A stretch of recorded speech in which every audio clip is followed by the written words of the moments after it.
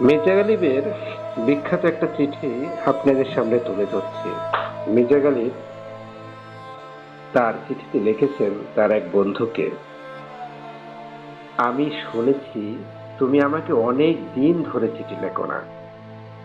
এটা শুনে আমি খুব একটা অবাক হইনি, কারণ মানুষের স্বভাব এমনই। যখন কাছের জিনিস সহজ হয়ে যায় তখন তার কদর কমে যায়। কিন্তু আমি এখনো তোমার খবর জানতে আগ্রহী।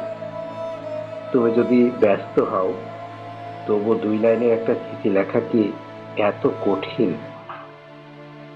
এখন আমার জীবনের এমন অবস্থা যে কাগজ কিনাও কষ্টকর, তবু আমি লিখি। কারণ না লিখলে মনে হয় আমি বেঁচে আছি কিনা সেটাই সন্দেহ। ডাকঘরের লোকজনও যেন আমার শত্রু হয়ে গেছে।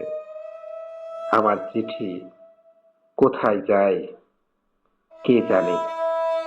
তাই তোমার উত্তর না পেয়েও আমি ধরে নিই চিঠি হারিয়ে গেছে, তুমি না।